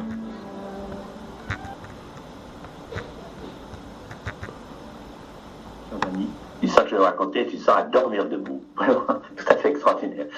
Je fonde sur un livre extraordinaire que je vous recommande vivement qui s'appelle Tétanos, écrit par François Jouette, et qui est un livre vraiment extraordinaire parce qu'il est très scientifique, ça s'appelle Le mirage de la vaccination. C'est un livre très sérieux, très scientifique. François Jouette a étudié dessus au fond. Toute l'histoire du vaccin, tout le côté scientifique, tout ça est absolument impeccable et irréfutable. Et ce qu'on voit est quelque chose d'énorme, absolument à dormir debout. Pourquoi ? C'est presque un conte de fées à l'envers. Parce qu'on a vacciné des millions et des millions de gens pour les protéger contre le tétanos, avec un vaccin qui, tout simplement, ne peut pas jamais avoir fonctionné. Comment ça? Mais, docteur Chalet, vous êtes fou, quoi. Mais, enfin, la vaccinologie, c'est une science? Non, c'est une religion. Fondée sur des dogmes, et celui du vaccin anti-tétanos est le plus spectaculaire de tous. Pourquoi? Qu'est-ce que le tétanos? Eh bien, c'est une maladie due à un bacille et qui arrive dans des zones anaérobies, c'est-à-dire où il n'y a pas d'oxygène, il n'y a pas de sang qui arrive, et qui se propage dans les nerfs. Et ça donne des symptômes. Les gens, on voit ça sur les images, c'est très impressionnant. Ils sont en convulsion, enfin, c'est une maladie épouvantable. Mais c'est une maladie très rare. Excessivement rare, on peut même dire, c'est quelques cas par année dans un pays comme la France. Et la principale cause du tétanos, c'est qu'on ne nettoie pas une plaie. Et c'est pour ça qu'à l'époque, où, je sais pas, un vieux paysan se faisait une plaie, ça se refermait par-dessus, on avait cet état d'anaérobie, il n'y a pas d'oxygène, là, le bacille se développait, attaquait les nerfs, et les gens pouvaient en mourir. C'était une maladie rare, mais grave. Mais depuis qu'on nettoie les plaies, maintenant tout le monde le fait, c'est quand vous avez une plaie, vous savez qu'il faut la nettoyer. Du coup, ça n'arrive presque plus jamais, c'est vraiment rarissime. Mais alors là où c'est extraordinaire, c'est de savoir ceci. C'est que le tétanos n'est pas une maladie contagieuse. C'est pas une maladie qu'on peut passer de l'un à l'autre, comme la rougeole ou la varicelle. Alors, pourquoi vacciner une population entière quand une maladie qui n'est pas contagieuse? Par-dessus le marché, c'est une maladie qui n'est pas immunisante. Donc le fait d'avoir eu le tétanos ne vous protège pas une autre fois. Alors pourquoi vacciner les gens avec un vaccin alors que la maladie elle-même n'est pas immunisante? Deuxième chose étonnante. Et puis, ce qui est extraordinaire, ça je trouve que c'est vraiment quelque chose de fantastique, c'est que le vaccin contre le tétanos n'a jamais pu aller là où ça se passe. Comment ça? Oui, là où le bacille se développe, donc on a une aérobiose, c'est là dont le sang n'arrive pas, et il va diffuser dans les nerfs. Or, le vaccin, quand vous injectez, il va dans le sang, mais il ne va pas là où ça se passe. C'est pas l'image que je veux donner plusieurs, mais une image drôle, c'est comme si je dis, oh là là, il y a des gens qui se disputent au 5e étage. Il faut absolument envoyer une voiture de police. Une voiture de police ne peut pas aller au 5e étage. Parce que, tout simplement, c'est pas possible. Le docteur Eric a une autre image. C'est comme s'il dit, il y a un problème avec les lions dans la savane, alors on dit qu'il faut utiliser les requins pour lutter contre les lions. Alors on prend un lion, on le jette dans la mer, et les requins le mangent. Et on dit, voilà la solution. C'est bien joli sur le plan théorique. Vous ne pouvez pas amener les requins dans la savane. Donc, le vaccin anti-tétanos n'a jamais pu servir à quoi que ce soit. Parce qu'il est dans le sang. Et il ne peut pas aller là où le bacille du tétanos. C'est pas incroyable. Alors, tout ça, François Jouette raconte ça avec beaucoup d'humour et de précision scientifique, où quelqu'un dit, oui, s'il va dans le sang, il doit aussi aller là-bas, dans les nerfs. Eh ben non. C'était une hypothèse qui n'a jamais été confirmée. Vous vous rendez compte qu'avec quelque chose d'aussi illogique, on peut prouver que ça, c'est pas possible que ça marche. On a quand même vacciné des millions de gens avec un vaccin qui n'est pas inoffensif du tout, puisqu'il a des effets secondaires graves, fièvre, urticaire, hypotension, troubles neurologiques. C'est un vaccin qui fait des dégâts, mais qu'on a donné à des millions de gens. Alors il y a pire que ça. C'est que Bill Gates, avec sa fondation, il a fait vacciner des milliers et des milliers de femmes en Afrique, des femmes enceintes, pour éviter le tétanos néonatal, qui est aussi lié à un manque d'hygiène. Une chose rare, mais s'il n'y a pas d'hygiène du tout à l'accouchement, ça peut arriver que le tétanos arrive. Mais on s'est aperçu que dans le vaccin tétanos fait par la fondation Bill Gates, ils avaient mis dedans une hormone pour que les femmes soient stériles. Donc il a stérilisé des milliers, des dizaines de milliers de femmes, sans leur dire, mais oh, vous vous rendez compte de la manipulation? Alors, on a affaire vraiment à quelque chose d'hallucinant. Et dans mon dernier e-book, qui s'appelle Vaccin, bienfaiteur ou assassin, je pose la question, mais le sous-titre, c'est La faillite de l'empire vaccinal.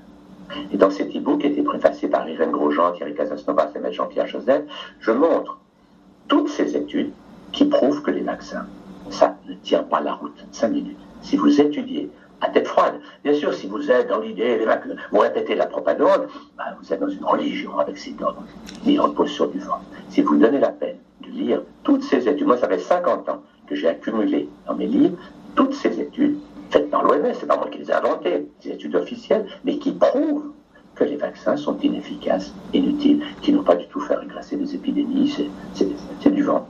Et que, pour le cas du vaccin anti-tétanos, c'est vraiment de l'escroquerie pure et simple. Ce vaccin n'a jamais pu fonctionner. On rêve quand on voit ça. On rêve vraiment. Parce qu'on se dit, comment est-ce que des idées sans fondement scientifique, peuvent subsister si longtemps? Vous savez, c'est un peu comme sur la terre plate du Moyen-Âge, ou de croire que la Terre était le centre du monde. Il y a comme ça des idées dont on y croit, et puis un jour, on s'aperçoit que ça ne tient pas la route. Et mon rôle en disant ça, c'est que je sais que mes propos font mal à ceux qui sont tellement convaincus que ces vaccins, c'est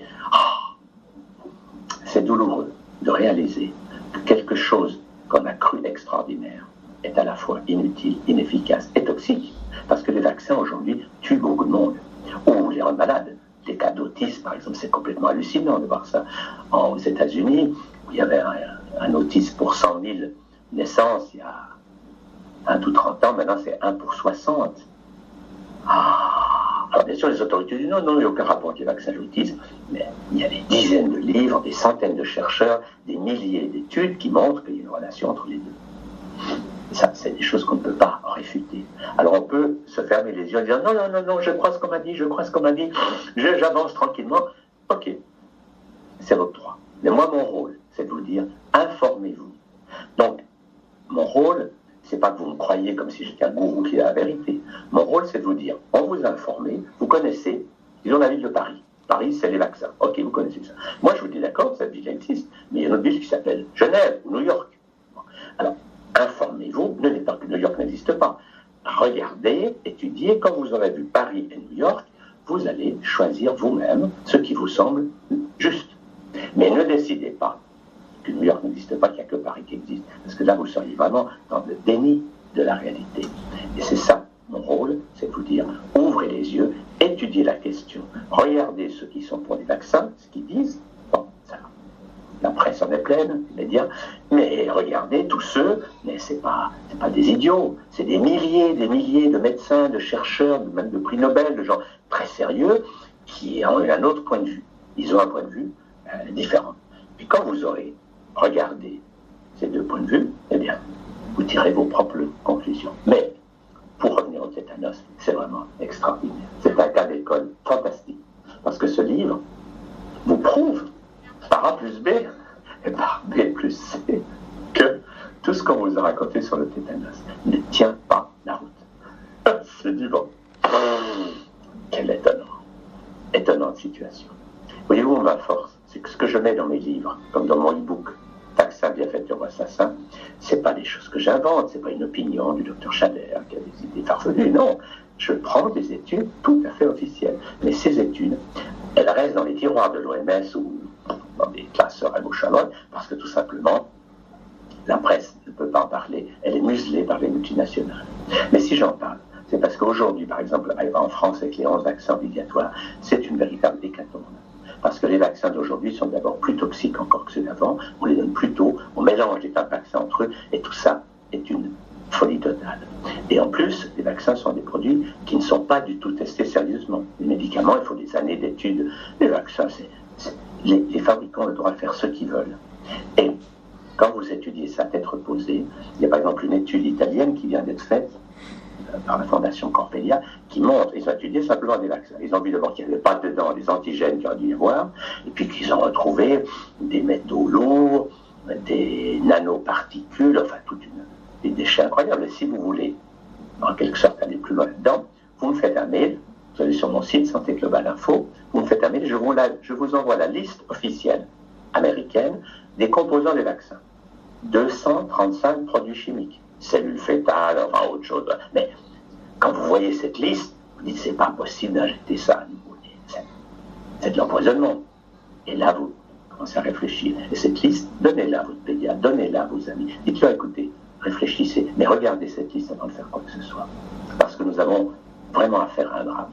Et je pense, c'est le sous-titre de mon e-book, que la faillite de l'empire vaccinal, c'est quelque chose qui va se produire, et vite. Parce que tout simplement, quand les consciences s'élèvent, et un jour, il y a des idées qui disparaissent. Comme à Berlin, quand il y avait ces gens qui se sont levés, ils ont enlevé le mur. Un jour, nous enlèverons cette folie vaccinale. À nous de travailler à ça. Bonne journée à tous. Voilà. Une fois de plus, réaction à chaud des médecins. C'est terrible, pas vrai?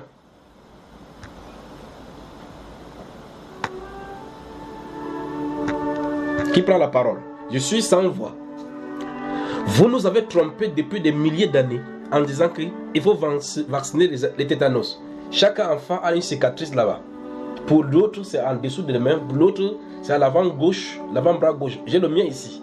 Donc, depuis l'enfance, vous nous avez trompés parce que le tétanos, le vaccin antitétique ne va même pas là où ça devait être. C'est exactement comme prendre un requin pour aller combattre le lion dans le désert. Ça ne marche pas. Ou bien, comme disent-ils avec humour, Il y a bagarre au 4e étage, il faut appeler la police, la voiture de la police. La voiture de la police ne peut pas arriver au 4e étage. Allez, expliquez-vous ce soir, médecin pour Jésus.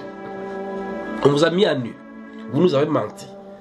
Chaque enfant qui naît, on dit des millions de fois, il faut le vaccin anti-tétanique. Et ça ne fonctionne jamais. Et on le vaccine en masse et ce n'est pas contagieux. Quel argument? Ce monsieur a-t-il raison? C'est fort ce soir. Est-ce que le docteur Yassine a suivi cet extrait? Oui, j'ai bien suivi l'extrait. Hein. Oui, prends la parole donc. Prends la parole, je suis estomaqué, je suis choqué. Bon, je crois que la sœur Grace Chabda nous en a rempli vraiment les nerfs ce soir. Elle nous a tendu les nerfs au point où il nous faut le vaccin contre les nerfs. Ce soir, pas vrai? Ah ouais, ça c'est choquant, hein. Et surtout quand ce sont des trucs qu'on enseigne à l'école et on prend des notes, on nous interroge dessus et même à l'université c'est d'autant plus scandalisant que très peu s'interrogent sur ces questions après que tu as fait le cours. C'est comme, je crois que j'ai raconté l'histoire une fois où tu es assis à l'université, on te dit que c'était quoi encore le virus du sida est quitté d'un singe pour arriver à un homme et c'était au Cameroun, dans une forêt. C'est-à-dire qu'il y a tellement de choses comme ça qu'on enseigne, qui sont écrites dans un livre, où tu te demandes, tu te poses la question, où va le monde? Où va le monde? Et bref, c'est choquant. C'est choquant. C'est choquant. Revenons sur les faits, les dires, les démonstrations, les découvertes, les recherches, les découvertes de cet homme-ci qui a un site internet et qui est fait de façon méticuleuse, scientifique. Et il prouve que le tétanos c'est du boba. C'est de l'arnaque depuis des siècles. Vous nous mentez depuis, pas vrai? Bon, nous aussi nous sommes mentis depuis, hein. Donc vous êtes trompé pour tromper.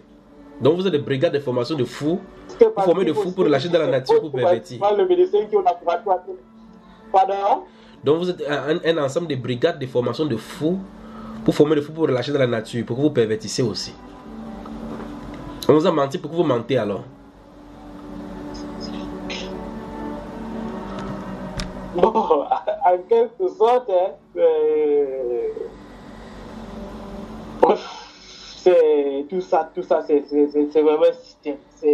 C'est un système où tu ne peux que sortir toi seul dedans et laisser rester. C'est vraiment, c'est la même chose partout. La dernière fois, c'était avec la gynécologie, où ce sont les vaccins, et c'est plein.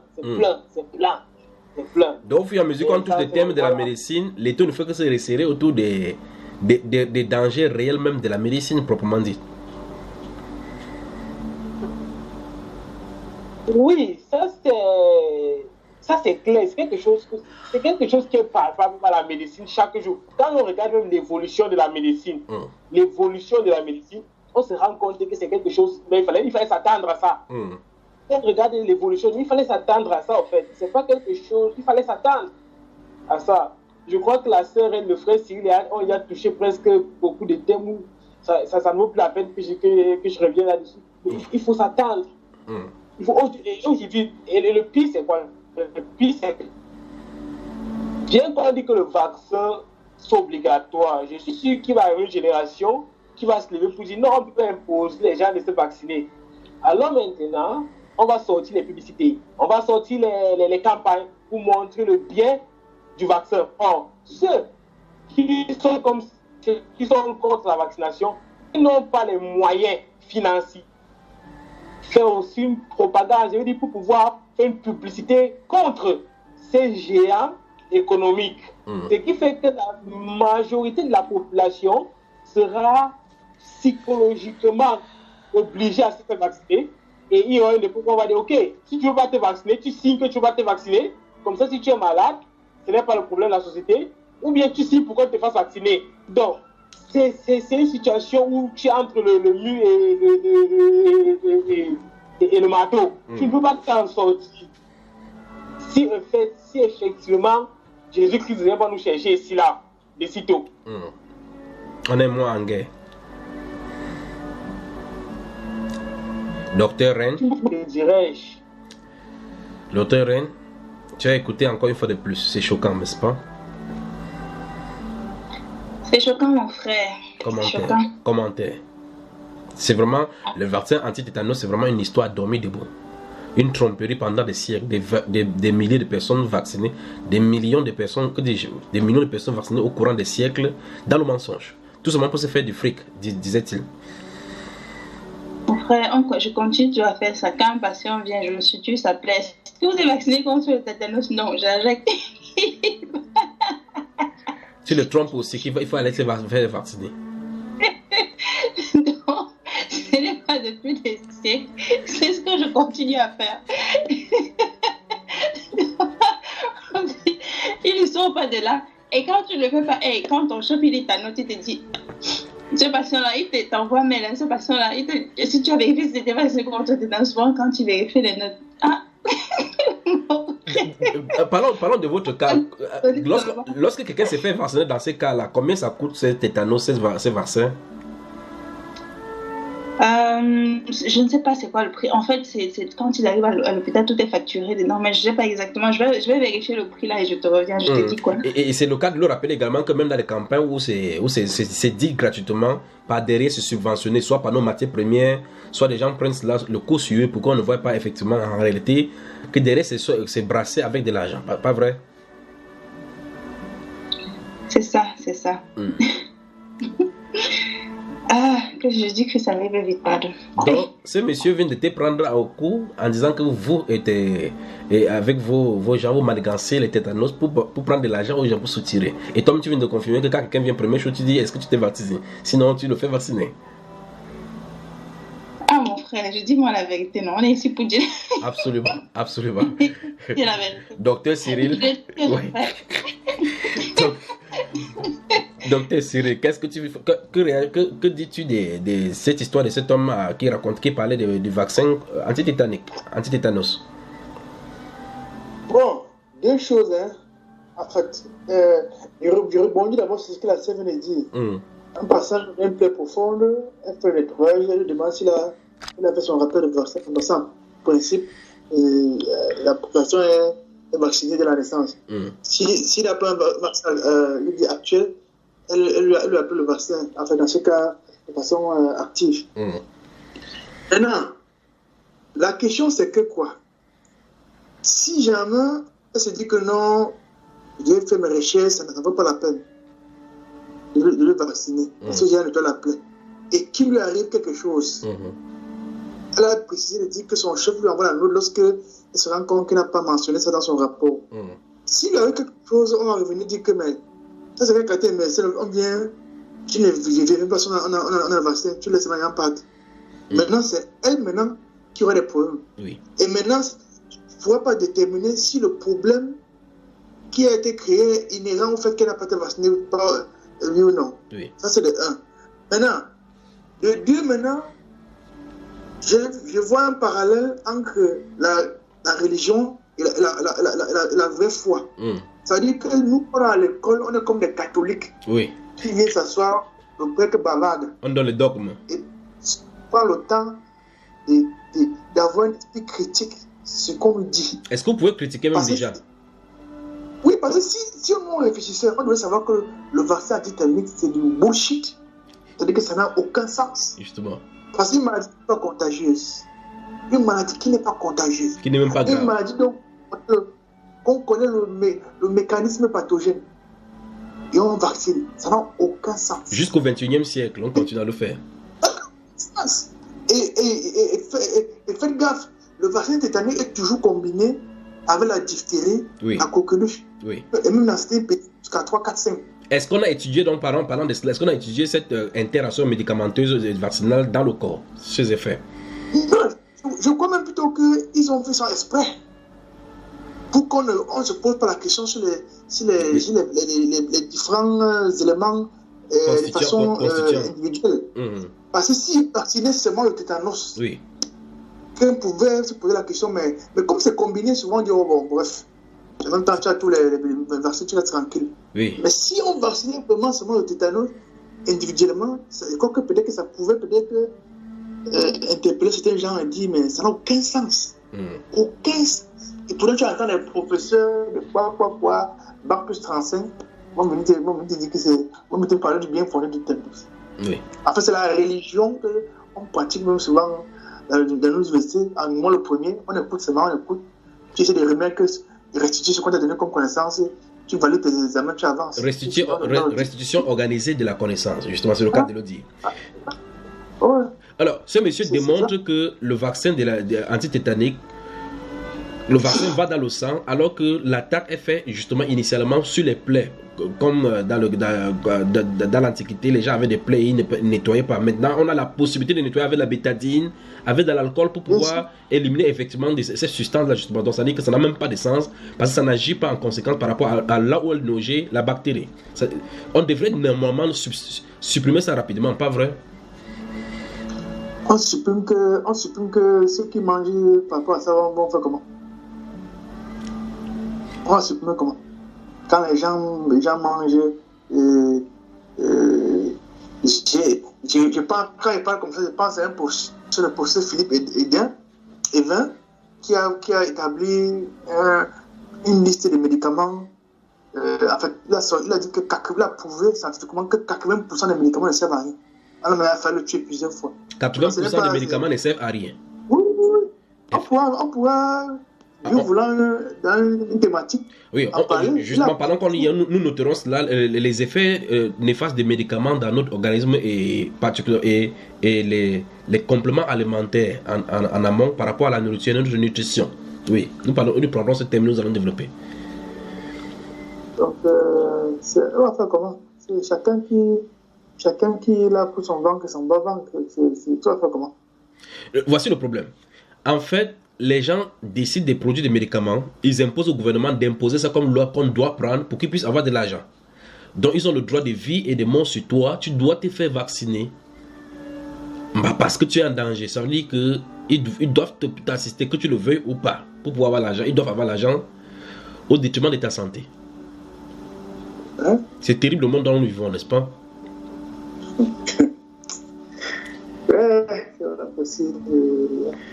Le choléra, on n'arrive même pas à gérer le choléra au Cameroun. Mais dès qu'on parle de coronavirus, dès qu'on parle de financement, c'est-à-dire te disent qu'ils peuvent gérer le coronavirus.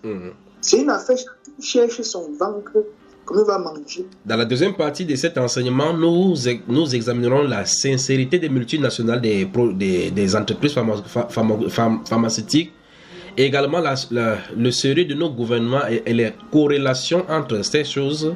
Comment comprendre que dans un pays comme les pays subsahariens en Afrique, où les moustiques sont les causes des fièvres jaunes, on vaccine les gens gratuitement alors qu'on pouvait plutôt résoudre le problème à la source en utilisant les nappes de moustiques, en prêchant sur la sainteté. Comment comprendre donc qu'on le fasse gratuitement alors que de l'autre côté, effectivement, on pouvait résoudre ce problème des moustiques en amont pour éviter toutes ces choses-là. C'est ce que nous allons voir dans la prochaine fois. Si vous entendez ce générique, c'est la fin de cet enseignement. God's name is more powerful than any disease you can name tonight. You might have received a horrible report from the doctors and told you your disease is incurable. But you know what? There's hope tonight. There is hope because God's promised that He would heal us. I want you to put His word on your lips tonight. Sing His word back to Him. And see if His name isn't more powerful than cancer, than heart disease, or any disease that you can name tonight.